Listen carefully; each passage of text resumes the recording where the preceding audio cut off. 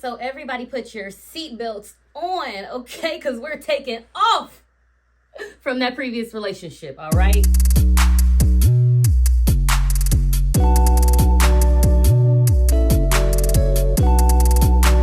Disclosure. This is my opinion. It is not the law. Before we get into it, go ahead and hit this video up with a like so that it can cycle around YouTube so that I can get my view hours up and everything like that. So now that we got that out the way, I'm starting at number 5 so you can make sure you watch the whole thing. We are going to be talking about how to apply the no contact rule. This is how you're going to forget him during the breakup. Number 5 is to cut off all communication.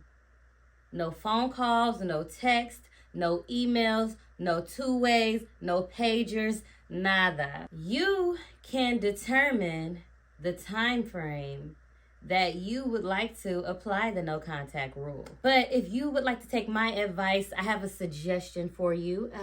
May I suggest the time frame being forever? Forever! Forever! Forever! Forever! I want you to keep in mind that this includes their friends and family. What some people have to realize is when you break up with a person, you have to break up with their family and their friends. I'm sorry you had to find out this way. But I will say this. You have to take a break from those friends that keep trying to force you guys to be back together and don't allow you the time to see how it goes apart. You felt like you needed a reason to break it off, and they're not giving you that time and that space to explore your reason. Those type of friends that just don't give you that space. So that's number 5. No contact means no contact, no communication, no nada, nothing. Number 4 is to focus on yourself. Use this time to see if you're better off without him. Whew, there I said it.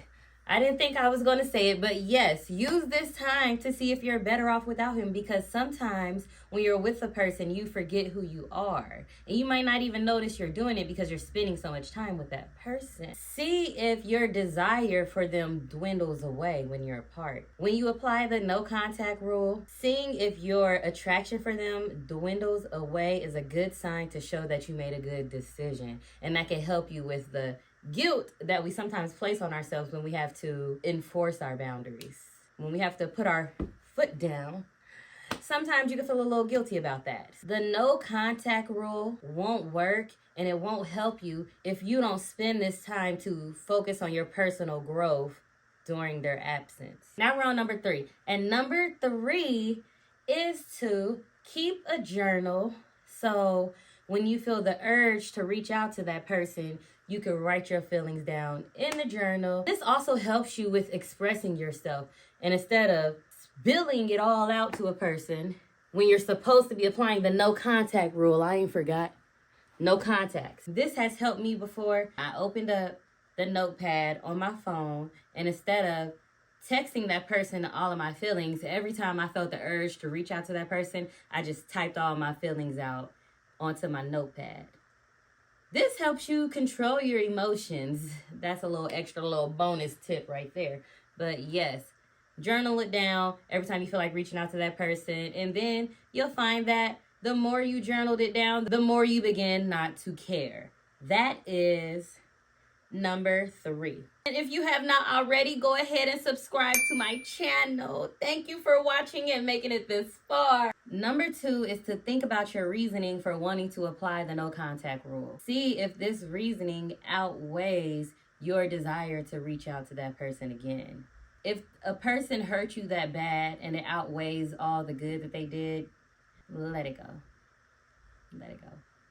And number 1, the last and final thought, is to replace that person with a hobby. Replace that person with something that you always dreamt of doing, or a class that you've always dreamt of taking. Whatever you have to do to move on from what happened before, I have faith in you.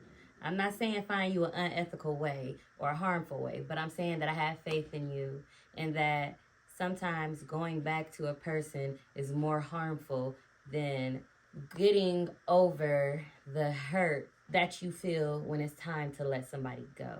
Good luck. Comment down below if you found this video helpful. Thank you all for watching. Bye-bye.